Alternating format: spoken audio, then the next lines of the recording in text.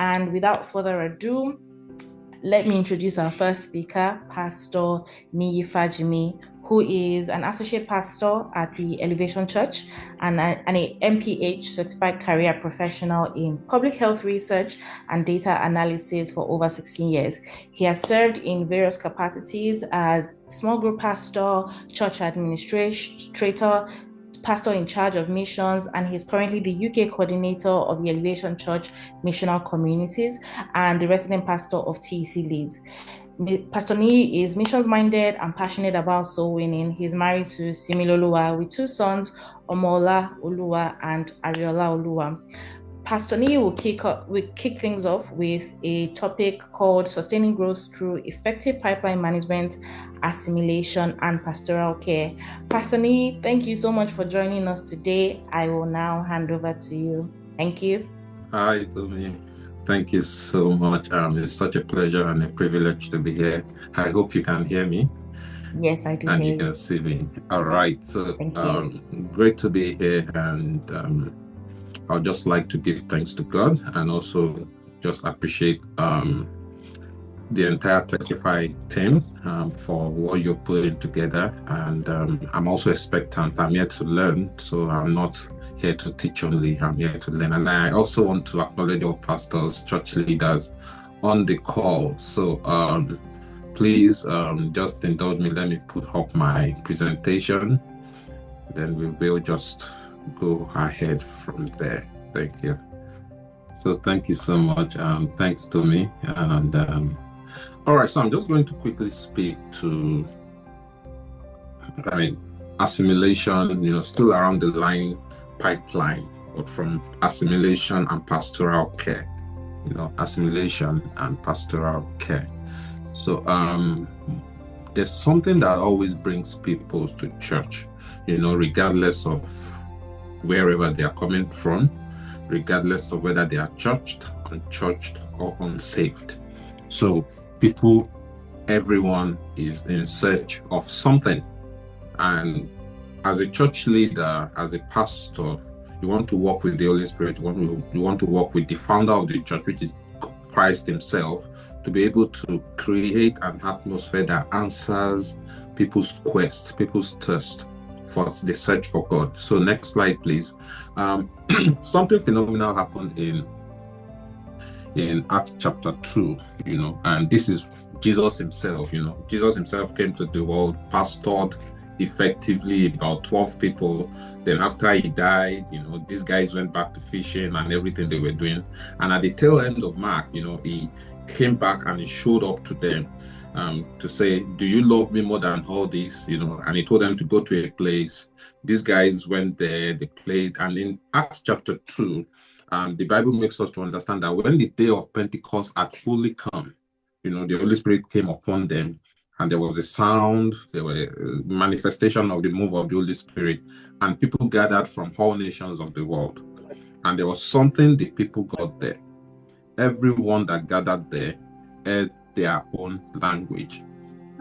Everyone that gathered there thought they were drunk. So the big question on the table when we talk about effective pipeline, when it comes to assimilation and pastoral care, is that when people come to your church, assimilation starts from outside your church compound. Someone has either invited them or they've seen something that have attracted them. And as they come to church, they're expecting to get that, they're expecting to experience that. Another popular story is the story that we can find in Judges, and assimilation happened. Someone was talking so highly of Solomon, King Solomon, to Queen Sheba, and Queen Sheba said, I need to see this myself. And one of the few things Queen Sheba did was to go there. And at the end of it, their testimony was that I experienced much more than what I was told. So the role most pastors expect, from the use of technology for assimilation and pastoral care is to help them drive those two engines to be able to give people a great experience, a great experience. So I put two questions there. that always runs in people's mind. One is, what are you known for as a church? So as a church leader, as a pastor, what are you known for as a church? Being able to answer this question will help attract people and make them connected and keep them connected. So it helps attract, make them connected, and keep them connected. In caveat, we also need to know that everything we do is under, the foundation is Christ himself, and he said, on this rock, which is Peter, that is going to build his church. Then the other one that you want to know from people that attend your church, or even at times people that do not attend your church. So we always advise to say churches need to do research. Ask your church members, ask people that are not your church member, and ask people of other faith, is to say, what are they looking for in a church? So when as a church you can run these two processes, it helps to give you a better construct as to how to design an effective assimilation and pastoral care system. So let me give you one of the biggest lessons I learned, back in Lagos, and now that I pastor a church in Leeds. In Lagos, I worked with the young. So then we started the young ministry, and in my head, as the head of missions, I felt, let's have a movie night. Since these guys are young, upwardly mobile, let's have a movie night. And I remember the head of the youth ministry came to meet me and said, Pastor Niyi, we don't want a movie night. The demographics have changed, because the guys I pastor actually have jobs. If they want to watch a movie, they can go and watch movie outside. What these guys are prayerfully believing God for is to be like you, settle down and engage, and that is a critical part of it. So then they came to say, Pastor, we want 6 hours of worship. So what I'm going to is that the mandate is clear for us in terms of assimilation, to be able to understand what our people want. What really are they seeking when it comes to engaging church? Next slide. So once we can answer these 2 questions, it helps us to understand the mandate better, and and sit down with that mandate, which is the Great Commission that Christ has given us, which is for us to do what? To go into the world and preach gospel to every creature. And for me, the way I've interpreted this, and this is where church management system will come to play, and help you a great deal as a church. Every creature, at times, when we look at it from a missional mind, we always, because we want to attract people to church, we feel, it's only unchurched and unsaved. But the truth is, the real work is for every creature, which is unchurched, unsaved, church, and saved. And what do I mean by that? It's easier to understand people that are unsaved, people that have not even heard about God before. It's easier to understand people that are saved but they are unchurched, But there are some people even in your church that your church needs to continually evangelize to keep them. And in my years of pastoral work, I've seen cases where people will say, I'm not getting from this place anymore. I need to keep them. And this church and saved people are critical to the growth of your church. And this is where I'm going to. When Christ came, he pastored 12 people. The growth of his ministry was hinged on one man and the remaining 11, which was Peter and others. So, when you are pastoral, when you want to develop a critical assimilation structure as a pastor, the best time to build that culture is when you are starting as a church. The second best time is now, but you need to build a system that enables you to pastoral care the people around you, and also train and develop the people around you to pastoral care the next level of leaders around them. Then also train those next level of leaders around them to pastoral care, and ensure that they assimilate the next level of leader around them. When we can create a system that funnels through that way, it helps us to be able to keep the culture of the church rich. And also, as people go through the growth continuum, they don't get weary, they don't get tired. There's always something that launches them out, and these are critical areas that we need to look into when we are looking at church management system as a tool to drive pastoral care, and assimilation. Next slide, please. Yeah. So the big question is, okay, so let me just quickly speak to this. Thank you so much. So when we talk of this growth track, for us at the Elevation Church, we've identified this is our growth track in summary. We say the start point is find God, and in finding God, who are responsible for this? The missions team, evangelism team, we go out, to help people understand and know God. The pastorate every Sunday, you preach on the pulpit, you mobilize and galvanize to ensure that you have a rich church audience that have the capacity to continue shining the light of God in the marketplace, so that they just don't become Sunday people. They come to church on Sunday and they are energized, equipped to understand that they are ministers and marketplace ministers. So, and that will I will expatiate on that when I get to find the expression. So when these people come to church and they find God, the next thing you want them to do is to find freedom. And this is the critical place. Freedom is found when they plug into a small group system, house fellowship, connect group system, greatness community, missional community, depending on the terminology we want to use. People need to be able to carry on the relational life, breaking bread from house to house. Acts chapter 2, verse 46, being able to break bread from house to house and grow beyond Sunday.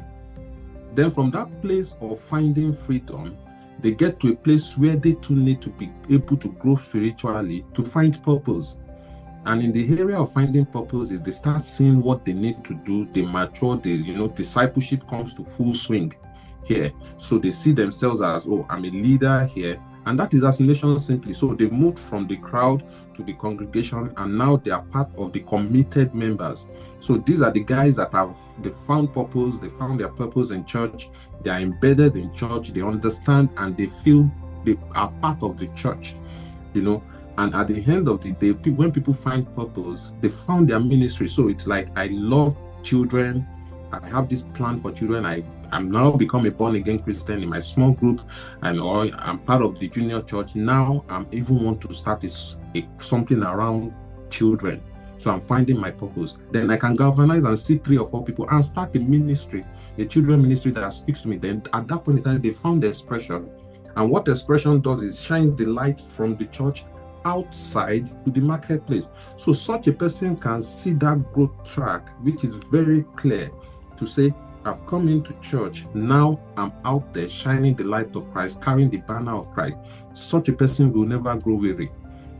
Such a person understands the process. Such a person sees themselves as a shareholder of the church. So for us as a church, we always say the way you enter an organization and you have that growth track and you say, today I might come in as a trainee, but in the next 6 years, I need to see myself at management level. In the next 15 years, I need to be the C-suite. That's what we are saying, that every Christian must be able to come to your church, and that growth plan needs to be clearly written for them, and it has to be very clear. Everybody needs to know what step they need to take to grow in the system of the church. So training must always happen. Anyone that feels that I'm being called to ministry, there must be a clear training line, and at times, church management systems are built around this to help people know and identify when they came to church, the trainings they've taken, the groups they belong to, and where they are going to. And that is part of what I'm emphasizing on when we talk about pastoral care and assimilation. Can we go to the next slide? I think the slide before this. Yeah. No, let's go to the slide before this. Yes. So how can church management system so I've spoken about the drive, information, connection. Yeah. So people must be able to come to the realization that they are at a place where they can find answers to the questions that led them to church.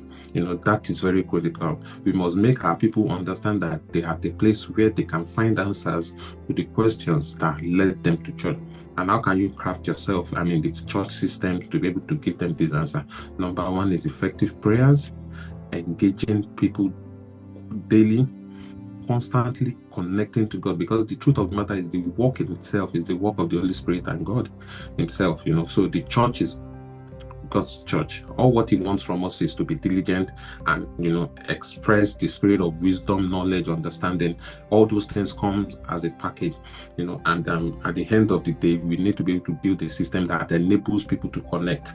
I would also like to say one of the critical factors of church growth is people being able to connect to the pastor and the pastor being able to connect to the people. Pastor being able to connect to the people is very critical. The moment the people feel they can connect to you, no matter how large the church is, the moment the people know that even though this is a 5,000 church, by the time I call my leader can call just one leader and I can get the audience of the main pastor, then people feel extremely connected. So what that means is, for some of us where we lead, we lead other group of leaders, but the gap is not too far, and that is pure assimilation. So for instance, Pastor Godman Akinlabi is the global pastor of the Elevation Church. I have his direct number. I can call him, send him a message anytime. Meaning my connect group leader can share a testimony with me now, and Pastor Godman can hear it now. And if he needs to call that person or send an information back through me, the person can get it in the next 5 minutes.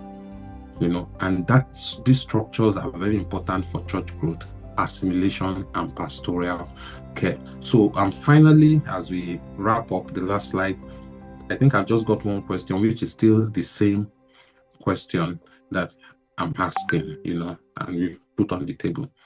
How committed are you to attract people and keep them in the church?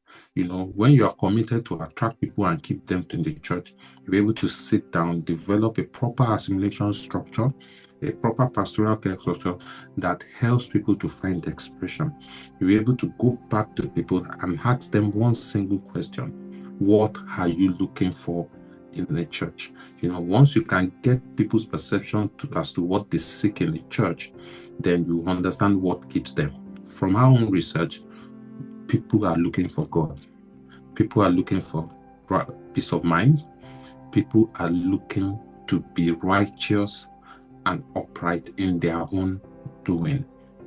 What keeps them in the church? The ambience of the church, the atmosphere of the church, the personality of the church, an atmosphere that enables them to connect with God, an atmosphere that does not distract them from church. What keeps the unsaved and attracts the unsaved to church? The starting point is a church system that does not judge them, that enables them to come in. So once you are a pastor and you can see people come to your church, they might not be well dressed, keep them, because God is doing something through them. They might be well dressed, that is fine. Create an environment that doesn't judge. Create an environment that attracts the unchurched, the unsaved, the saved, and God will do the rest. Thank you very much, and God bless you. Wow. Thank you so much, Pastor Niyi, for that insightful session. I was taking notes as the conversation was going on. Really grateful for that point. I know that some of us may be buzzing, we already have questions. Please feel free, and just as a reminder for those who have joined us recently, welcome once again. Please, as any of our speakers are speaking, feel free to drop your questions. You can jot them, or you can just put them We will eventually have some time for Q&A, where we will take as many questions as time permits us. But thank you once again, Pastor Niyi.